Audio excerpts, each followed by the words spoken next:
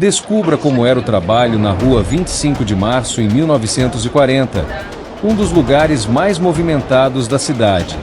Em 1940, a Rua 25 de Março já era um forte centro comercial em São Paulo, sendo conhecida por suas lojas pequenas, vendedores tradicionais e comércio familiar. Mas existe um detalhe que quase ninguém imagina quando olha para aquele cenário hoje. Trabalhar ali não era apenas vender produtos. Era sobreviver todos os dias em um ambiente que nunca parava.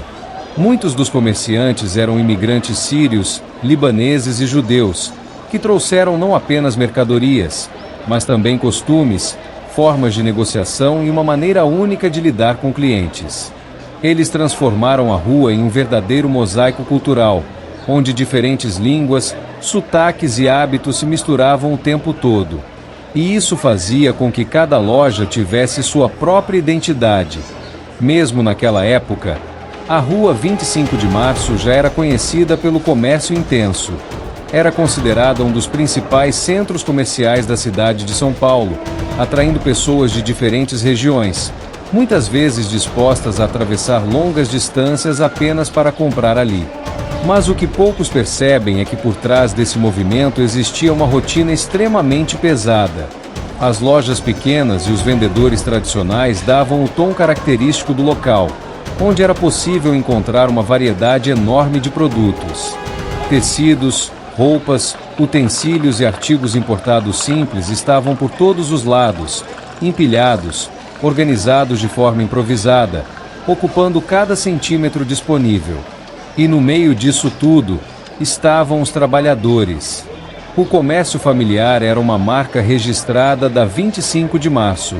Muitos estabelecimentos passavam de geração em geração, criando laços estreitos com a clientela. Os clientes não eram apenas compradores, eram conhecidos, vizinhos, pessoas que voltavam sempre. Mas isso também significava outra coisa. Não existia descanso real. Se a loja estava aberta, alguém precisava estar ali. E na maioria das vezes, eram as mesmas pessoas, todos os dias, por longas horas. O movimento intenso caracterizava a rua mesmo sem carros modernos. Os pedestres dominavam o espaço, andando lado a lado, desviando uns dos outros, criando um fluxo constante que parecia não ter fim. Vendedores ambulantes disputavam atenção. Clientes negociavam preços. E cada segundo era uma oportunidade ou uma perda. As carroças ainda circulavam pelas ruas estreitas, transportando mercadorias de um lado para o outro. Elas eram essenciais para o funcionamento do comércio, levando produtos, abastecendo lojas e mantendo tudo em movimento.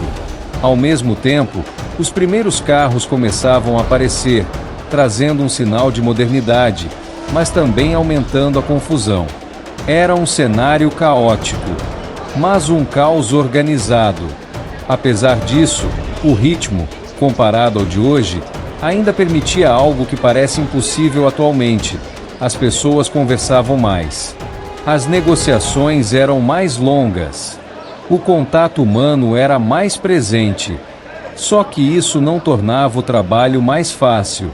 A estrutura da rua em 1940 era simples e apertada. Prédios baixos, fachadas antigas e ruas estreitas compunham o cenário. Não existiam grandes galerias, nem espaços amplos. Tudo era compacto, e isso criava uma sensação constante de pressão. As lojas se misturavam umas com as outras, formando um verdadeiro labirinto comercial. Quem chegava pela primeira vez podia facilmente se perder entre corredores improvisados e mercadorias espalhadas. Mas para quem trabalhava ali, aquilo era rotina. Era um ambiente onde cada metro era disputado, cada espaço precisava ser aproveitado, e cada detalhe fazia diferença. O foco do comércio estava voltado principalmente para produtos populares, que atendiam às necessidades básicas da população. Tecidos de diversas cores, roupas acessíveis, utensílios domésticos e itens simples importados faziam parte do cotidiano das lojas. Os comerciantes tinham um objetivo claro: vender mais por menos. E isso exigia habilidade. Negociar preços, convencer clientes, manter estoque, lidar com concorrência ao lado. Tudo isso fazia parte do dia a dia. E era exatamente essa competitividade que mantinha a rua viva. Mas talvez o ponto mais difícil de todos estivesse nas condições de trabalho. O calor intenso do verão paulistano castigava quem passava horas dentro das lojas. Sem ventilação adequada, o ambiente se tornava abafado, pesado, difícil de suportar. E não era só o calor. A infraestrutura limitada da época trazia outros desafios.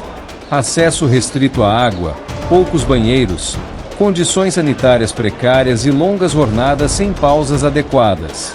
Hoje, isso seria considerado inaceitável, mas naquela época era normal. E é isso que mais impressiona.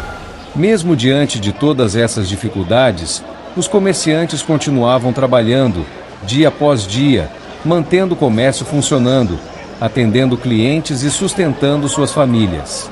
Não havia luxo, não havia conforto, mas havia necessidade. E talvez seja exatamente isso que define a Rua 25 de Março naquele período. Não era apenas um lugar de compras. Era um lugar de esforço constante, de resistência, de pessoas que não podiam parar.